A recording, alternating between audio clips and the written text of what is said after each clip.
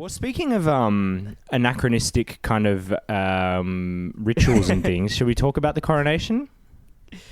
Yeah, and full disclosure, Andrew, I think you might have to be, as our man on the ground in London, you might have to fill us in on this one, because to be honest, I didn't catch any of it due to I'm devastated to hear that, because It was just like, I don't feel like it didn't get heaps of buzz over here. Like, I've only seen photos of it. I haven't seen footage of it. And I'm not doing this as like I made a point of not watching it. I just it didn't come across my desk.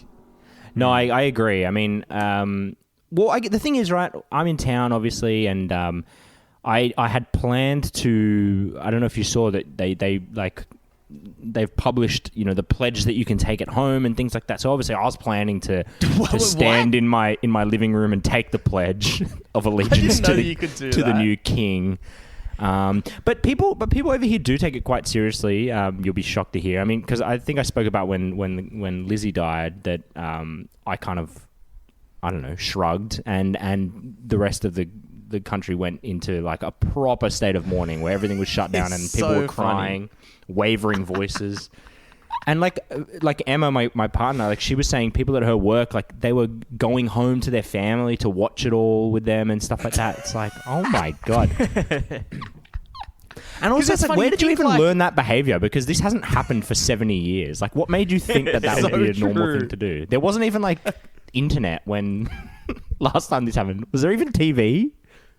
Do they know the fairy tale's not real? Like what? I know. Like, from a distance, it's like, I get, I get the pageantry and stuff. It's very like pleasing to the eye and stuff. But my assumption was most people over there are like, well, this is all a bit silly, isn't it? Dude, that was 100% what I thought it was going to be, but it's not. They really care about this stuff. And I think you kind of mentioned this before, Reed, and like, it's not like I'm like some very adamant Republican or anything. Like, I don't care is the point. It's not that it matters. And like the people that are desperate for Australia to become a republic, like they're probably more annoying than the people that because it's like you have to have might be shaded by your already views of Peter Fitzsimons.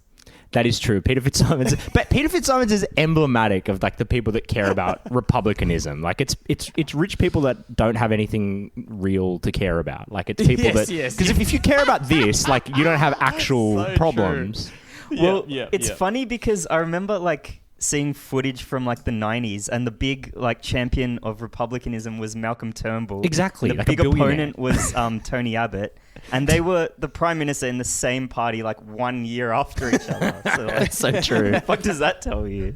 It's a good point. But again, like Turnbull's pretty emblematic of like the kind of person that cares about this. Like, well, yeah, he's not concerned about like rent rises, so he needs to have something to talk about, and it's going to be about how it's so fucked up that we've got a head of state in England. Blah, blah, blah. And there's a part of me that's like, not to completely argue the opposite side of of everything I've been saying, but there's a part of me that's like, I kind of wish we had more of this just completely made up bullshit mythologizing, because there's something not like I'm kind of jealous of the people that went home with their family to watch this and cared about it and said the pledge or whatever, because we don't have like, is that actually worse than the kind of like just utterly godless, like irony poisoned, data driven dystopia that we live in right now? Is this better? Is being able to say that's stupid that much better? I think part of it is that as Australians, we have to either adopt a separate country entirely's traditions and just lean into the British shit, and with everything that comes along with that, racism-wise. Yes. Or because we've made a very conscious decision to ignore the unique aspect of our history and culture that we could very easily celebrate and might actually give us a sense of identity, being the Indigenous people. So we're in a little bit of a bind. It's really either colonialism or nihilism. So yeah. I don't know which one's better. Well, this is my point. Is like I'd probably go with maybe not colonialism. I'm not going to champion that, but like the. I don't know, like the kind of, what's it called? Like Plato's thing of like the noble lie, like having some bullshit to believe in as opposed to just like, I don't know, wanting to kill yourself Andrew, by thinking about... filled with plenty of very fulfilling noble lives. The noble life at rugby league, and who lifts the trophy, the Clive Churchill medal at the end. That actually matters. Now that is our 100%. But that is okay. That see, is that's our the thing. noble lie. Yeah, Clive Churchill is my king. My prophets are Laurie Daly, Petro Sivanasiva. Well, let's list Andrew them. The Johns. 12 apostles. The 12 apostles, obviously. Andrew Johns. Who's the Judas of the? It's probably who would that be? Maybe Suali'i. Maybe. No. I mean, Israel Folau is one of God's most perfect angels. But I don't know. Anyway, I don't know. I guess my point is just that it doesn't matter, and what is the what's the argument? Like, if you want to get rid of these kind of inbred fairy tale characters, like, okay, great, but what? We're not going to replace them with like someone good. Like, we're going to replace them with some fucking ex-McKinsey, like, just soulless bureaucrat, and I don't see why that would be any better than King Charles. It's just the same stupid shit. Anyway, sorry, forgive me. I just It's a good point. I'm just Andrew, I mean, as with many things you say, I think you've hit on something. You've hit a nerve. It's hard to argue with it, but it doesn't leave you feeling good in any way. It's not constructive. No, it's definitely not. Doesn't give you anything to kind of hang your hat on. It's just so embarrassing. That's my main gripe with it. It's just like, it's an ick, as the Gen Zs would say. It's cringe, brother. It's cringe. It's cringe. It is cringe. You got to admit. No cap. That shit is cringe. It's almost as cringe as millennials saying things like no cap and cringe. Ironically, it's almost as cringe as that. No, that's cool. That's cool. Is it? Okay. Well, to lighten the mood, let's talk about King Charles and how bad he looks again. I know we've touched on that before, but he fucked now, me. Has he earned the right to be lambasted and criticized and made fun of on this podcast? Because I feel like Lizzie and Philip, for all their flaws, and maybe because of all their flaws, they really were deserving of the PMP treatment. I'm not sure if Charles has even earned the right yet. That's funny because I don't think I thought that was what the divine right of kings meant, was the right to be lambasted on this podcast. That's their right and responsibility. I'm pulling up a photo because I didn't just to see a recent photo of him. So I've got a photo of him at the coronation.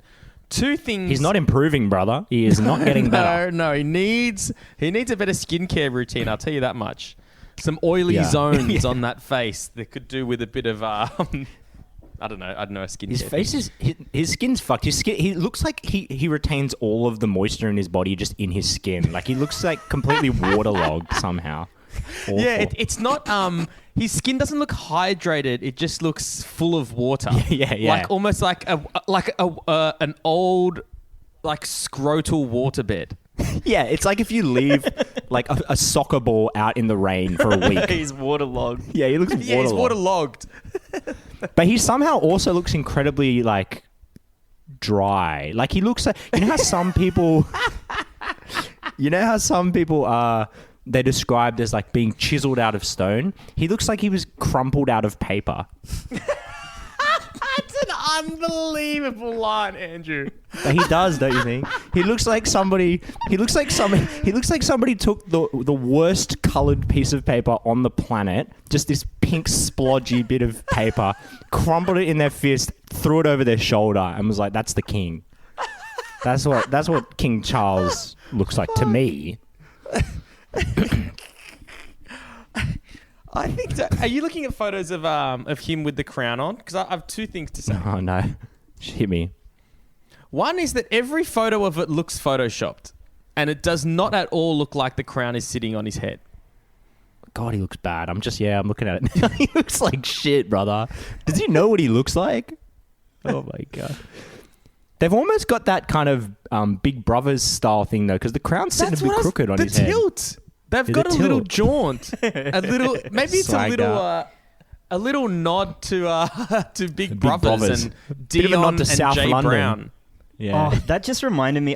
I saw in some article ahead of the coronation that because the crowns are so studded with jewels that they're really, really heavy, and it said Charles had been balancing phone books on his head for weeks in preparation for the coronation. That I was image. like, do you realize how silly that is? Just how thoroughly stupid that whole practice is.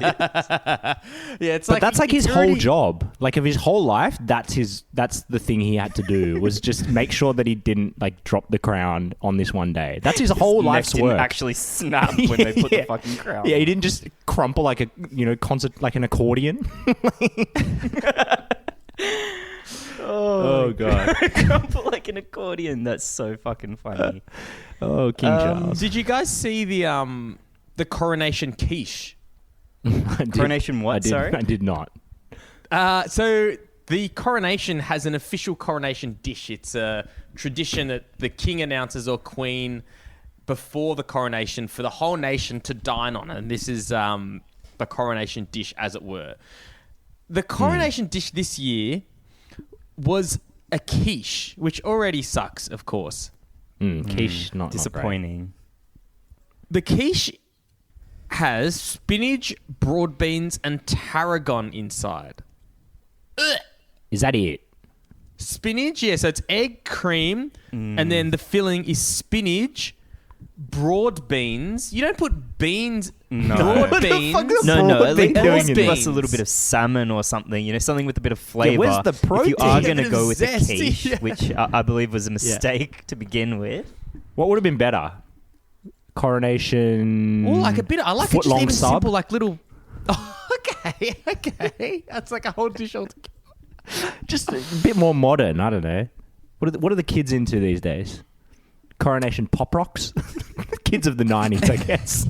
I don't know what kids eat. Coronation Tide Pod.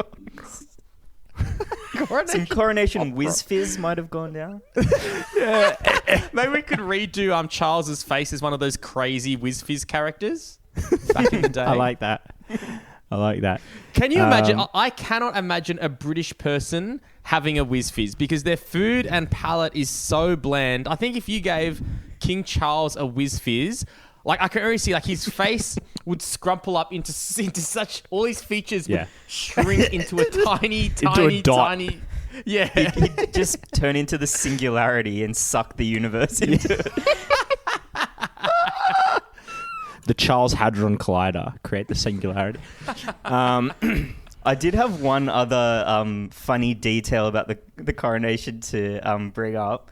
Yeah. Did you guys see this theory floating around on Twitter that Meghan Markle may have snuck into the coronation ceremony in disguise?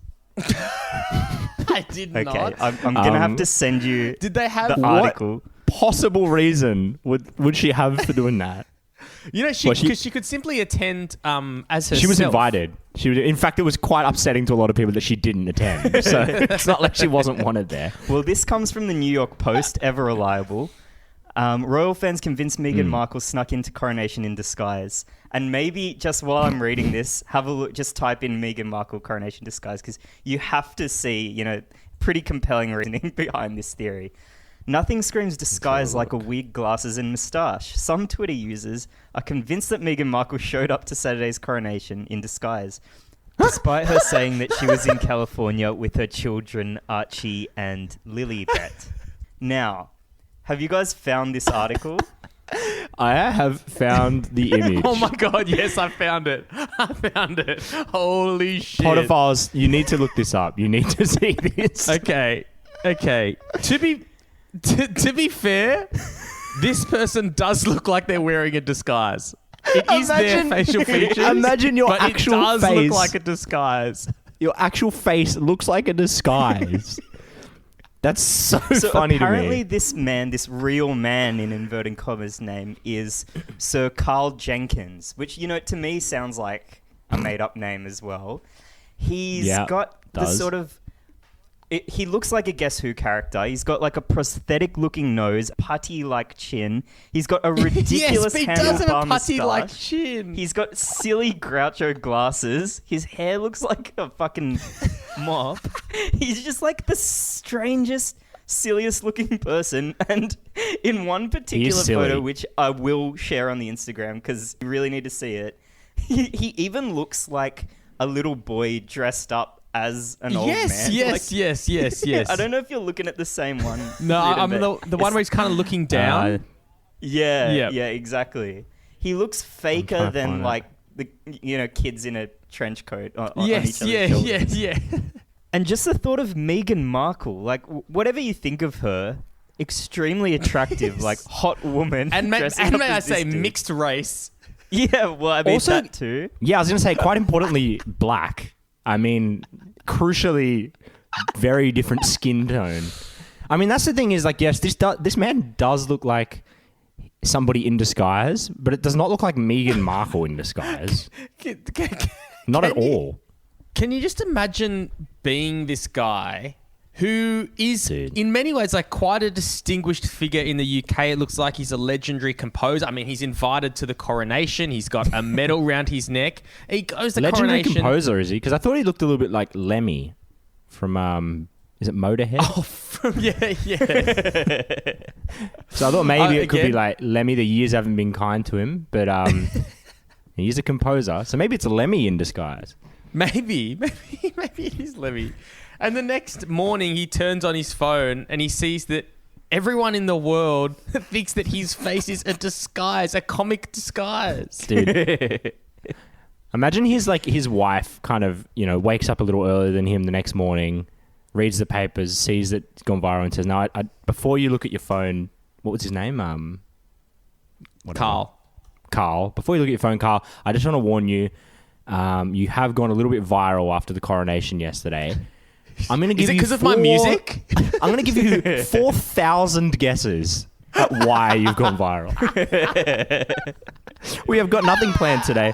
Let's just go through them. He would never, ever come to the correct conclusion. Well, I would feel a little bit bad about making fun of this guy's appearance because it is, quite cruel.